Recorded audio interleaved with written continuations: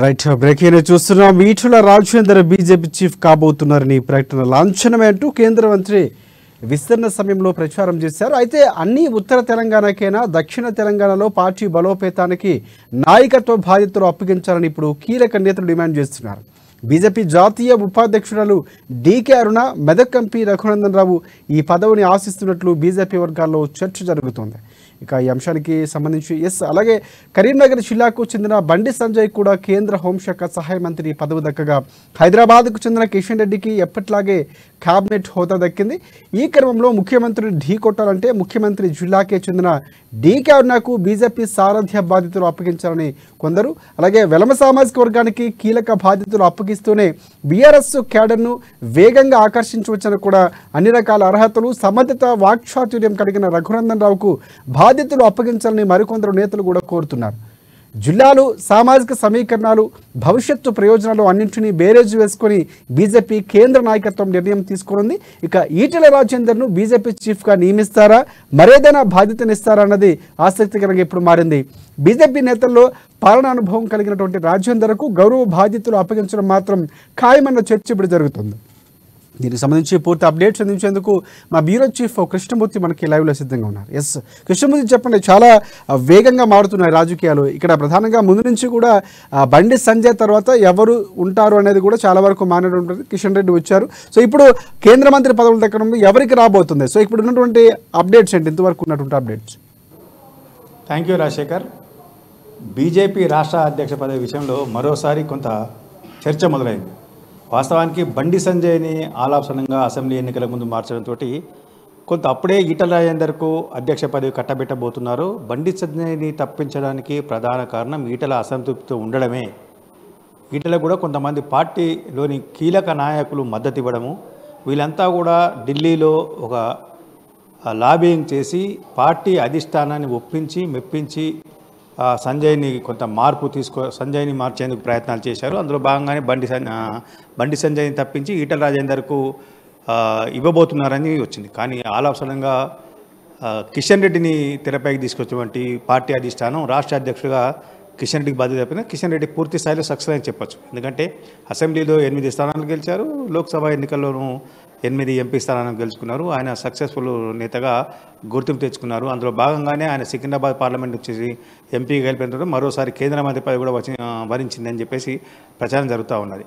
అయితే ఇప్పుడు కిషన్ రెడ్డికి కేంద్ర మంత్రి పదవి లభించిన నేపథ్యంలో రాష్ట్ర అధ్యక్షుడు ఎవరికి బాధ్యత అప్పచెప్పబోతున్నారు అన్న విషయంలో చర్చ జరుగుతున్నాను. నిన్న నుంచి ఈటెల రాజేందర్కు రాష్ట్ర అధ్యక్ష పదవి ఇవ్వబోతున్నారు. ఈటెల రాజేందర్ తోటి అమిత్ షాతో పాటు పలువురు కేంద్ర మంత్రులు, జాతీయ నాయకులు మాట్లాడారు అని చెప్పేసి ప్రస్తుతం ఢిల్లీలో ఉన్నటువంటి ఈటెల రాజేందర్ కూడా కొంత అంటే పార్టీ దగ్గర ఈ విషయం మీద కొంత చర్చిస్తున్నారు. పార్టీని ఏ విధంగా ముందుకు తీసుకెళ్లిన విషయంలో కొంత చర్చిస్తున్న ప్రచారం కూడా జోరుగా సాగుతున్నారు. ఇది ఇలా ఒకవైపు ఉంటే ఇప్పుడు తాజాగా తెరపైకి రఘునందన్ రావు ప్లస్ అంటే మెదక్ ఎంపీగా మొన్న ఎన్నికైనటువంటి రఘునందన్ రావు, మహబూబ్ నగర్ ఎంపీగా ఎన్నికైనటువంటి డీకే అరుణ, వీరిద్దరు కూడా పార్టీ అధ్యక్ష పదవి ఆశిస్తూ ఉన్నారు. వాస్తవానికి డీకే అరుణకు కేంద్ర మంత్రి వర్గంలో చోటు లభిస్తుంది అని చెప్పేసి కొంత ప్రచారం జరిగింది. ఆమె ప్రస్తుతం బీజేపీ జాతీయ ఉపాధ్యక్షురాలుగా ఉన్న నేపథ్యంలో వారికి అంటే గతంలో రాష్ట్ర మంత్రిగా పనిచేశారు, అనేక సార్లు ఆయన ఎమ్మెల్యేగా గెలుపొందారు. కాబట్టి వారికి అంటే డీకే అరుణకు కేంద్ర మంత్రివర్గంలో చోటు లభిస్తుంది అనుకున్నారు. కానీ చివరి క్షణంలో ఉన్నట్టు సమీకరణ నేపథ్యంలో డీకే అరుణ కాకుండా బండి సంజయ్కి మంత్రి పదవి వరించింది. దీంతో డీకే అరుణ కూడా ఇప్పుడు రాష్ట్ర అధ్యక్ష పదవి కావాలని కొంత పట్టుబడుతుండగా పార్టీ వర్గాల్లో చర్చ జరుగుతూ ఉన్నది. అంటే జాతీయ ఉపాధ్యక్షురాలుగా పనిచేసిన తాను పార్టీకి పూర్తి స్థాయిలో సేవలు అందించాను, పార్టీకి అన్ని రకాల సహకరించాను, అన్ని రకాలుగా పార్టీ ఏ పని చెప్పినా దాన్ని పూర్తి స్థాయిలో విజయవంతం చేసుకుని తన వంతు ప్రయత్నం చేశాను. ఈ నేపథ్యం అంటే పార్టీ రాష్ట్ర శాఖ అధ్యక్ష బాధ్యత అప్పచెప్తే రాబోయే కాలంలో బీజేపీని రాష్ట్రంలో పటిష్టం చేసి కొంత పార్టీని ముందుకు తీసుకునే ప్రయత్నిస్తాం. ఇంకొకటి ఏంటంటే ప్రస్తుతం ఉన్నటువంటి సీఎం రేవంత్ రెడ్డి మహబూబ్ నగర్ జిల్లా చెందిన వ్యక్తి. మొన్న ఎన్నికల్లో కూడా డీకే అరుణ, రేవంత్ రెడ్డి అన్నట్టుగా కొంత వాగ్బానాలు, ప్రచార అస్త్రాలు మొదలయ్యాయి.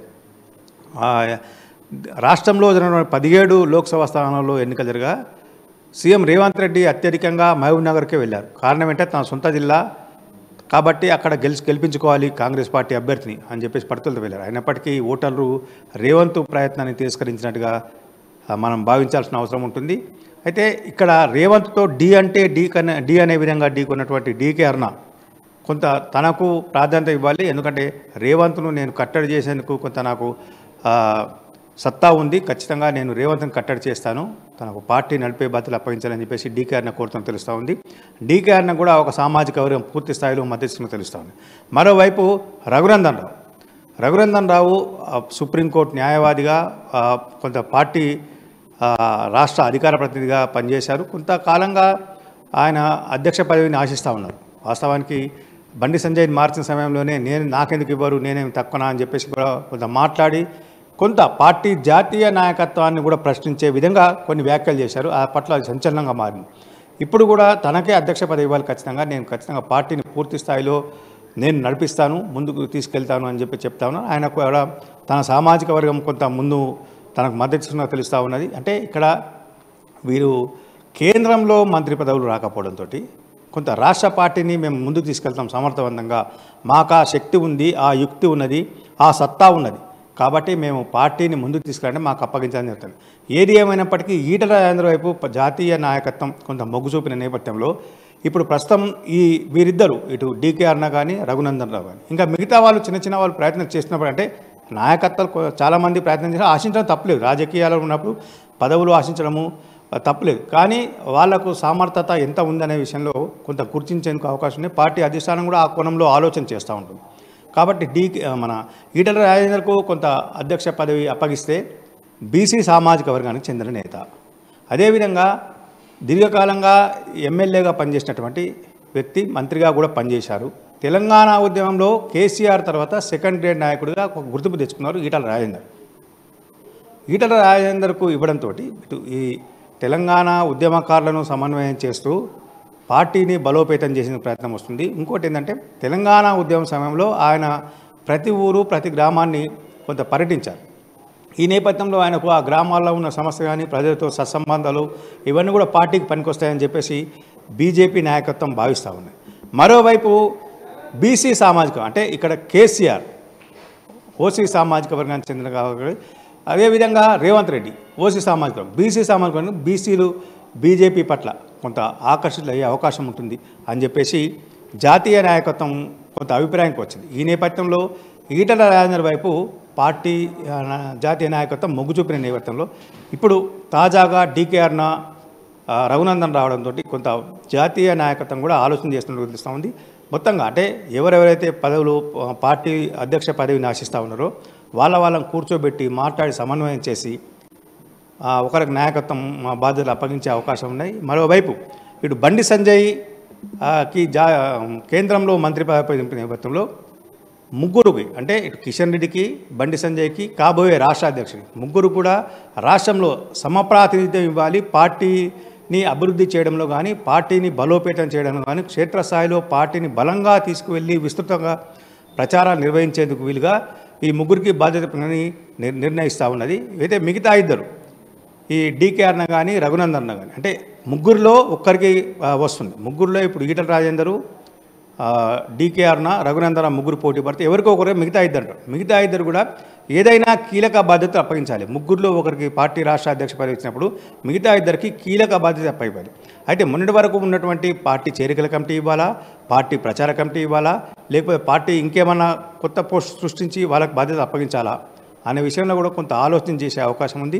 కాబట్టి అంటే పార్టీని సమన్వయంగా తీసుకువెళ్ళి పార్టీ రాబోయే 2028 సంవత్సరం జరగబోయే అసెంబ్లీ ఎన్నికలు కానీ రేపు వెంటనే వస్తున్నటువంటి లోకల్ బాడీ ఎన్నికల్లో కూడా పార్టీకి పునాదులు పటిష్టపరిచేందుకు వీళ్ళు తీసుకోవాల్సిన చర్యలు ఏంటి అనే విషయంలో జాతీయ నాయకత్వం కొంచెం దృష్టి పెట్టి ప్రత్యేక ఫోకస్గా తెలంగాణ మీద పెట్టి అంటే తెలంగాణకు దక్షిణాదికి తెలంగాణను హబ్గా చేసుకోవాలన్నటువంటి భావిస్తున్నట్టు బీజేపీ మొదటి నుంచి కూడా ఫోకస్ పెడతా ఉన్నాయి. 2018లో ఘోర ఓటమి తర్వాత కూడా ఆ పార్టీ కొంత జాతీయ పార్టీ ఇక్కడే ఫోకస్ పెట్టి దీన్ని హబ్గా చేసుకుంటాం తెలంగాణ అని చెప్పేసి వాళ్ళు చేశారు. కాబట్టి దీని విషయంలో కొంత పార్టీ నాయకత్వం ఆచితూచి స్పందించి అధ్యక్ష పదవిని ఎవరికి కట్టబెట్టాలి, అన్న విషయంలో స్పష్టత వస్తే తప్ప పార్టీలో ప్రస్తుతం ఉన్నటువంటి కొంత అంటే పార్టీలో అంత గందరగోళం అంటే లేదు, కొంతవరకు ఉన్నటువంటి కొంత అనిశ్చితికి స్పష్టత వచ్చే అవకాశాలు కనిపిస్తలేవు రాజశేఖర్. ఎస్ ప్రధానంగా అంటే ఇప్పుడున్నటువంటి సమీకరణలు మీరు చెప్తున్నటువంటి సమీకరణాలు చూసుకుంటే కనుక అంటే జిహెచ్ఎంసీ స్థానిక సంస్థలు అంటే పంచాయతీ ఎన్నికలకు ముందే ప్రకటన ఉండే అవకాశం ఉందంటారు. ఒకవేళ ఉంటే కనుక అధ్యక్ష పదవితో పాటు మిగతా ఏవైతే ఉన్నాయో ఎవరైతే పోటీలు ఉన్నాయో వారికి కూడా ఆ పదవులు అప్పచెప్తూ ఒకేసారి వెల్లడించే అవకాశం అధిష్టానం ఉందనుకోవచ్చు మనం. అట్లా అని ఉండదు. ఖచ్చితంగా లోకల్ బాడీ ఎన్నికలకు సంబంధించిన విషయంలో ప్రత్యేకంగా ఫోకస్ పెడుతుంది బీజేపీ. ఇప్పటివరకు బీజేపీలో లోకల్ బాడీలో పెద్దగా అనుకున్న స్థాయిలో వాళ్ళకు చెప్పుకోదగ్గ స్థానాలు లేవు. ఎంపీటీసీ కానీ జెడ్పీటీసీ కానీ మిగతా చోట్లలో ఒక జిహెచ్ఎంసీ కార్పొరేషన్లో వరంగల్ కార్పొరేషన్లో తప్ప మిగతా చోట బీజేపీకి పెద్ద అనుకూలమైనటువంటి స్థానాలు లేవు, అనుకూలమైన పాత్ర కూడా లేదు వాళ్ళకి. కాబట్టి ఇప్పుడు రేపు జరగబోయే ఎన్నికల్లో ఎంపీటీసీ జెడ్పీటీసీ కానీ మున్సిపాలిటీ కార్పొరేషన్ కానీ వీటన్నిటిలో ఖచ్చితంగా బీజేపీ పట్టు సాధించాలి, బీజేపీ బలంగా ఉండాలి, బీజేపీ జెండా ఎగిరేయాలి, కాషాయ జెండా ఉండాలి అన్న ఉద్దేశంతో పార్టీ ఉంది. కాబట్టి ఆ రాష్ట్ర అధ్యక్షుడు కూడా వీలైన తొందరగా వారం 10 రోజుల్లో రాష్ట్ర అధ్యక్షుడి బాధ్యత కూడా కొంత అప్పయిపోయామని అంటే బీజేపీ సిద్ధాంతం ప్రకారం బీజేపీ విధానం ప్రకారంగా చూస్తూ ఉంటే ఒక వ్యక్తికి ఒకటే పదవి. మొన్నటి వరకు కిషన్ రెడ్డికి ఎందుకు ఇచ్చారు, కేంద్ర మంత్రి పదవిగా ఉన్న రాష్ట్ర అధ్యక్షుడు ఎందుకు ఇచ్చారంటే ఎన్నికలు ముంచుకొస్తున్నాయి కాబట్టి తప్పని పరిస్థితిలో కిషన్ రెడ్డిని 2 పదవుల్లో కొనసాగించారు. వాస్తవానికి కిషన్ రెడ్డి రాష్ట్ర అధ్యక్షుడు కాగానే బండి సంజయ్ తర్వాత కిషన్ రెడ్డి రాష్ట్ర అధ్యక్షుడు కాగానే ఖచ్చితంగా కిషన్ రెడ్డి ఒక పదవికి కేంద్ర మంత్రి పదవికి రాజీనామా చేయబోతున్నారనే ప్రచారం జరిగింది.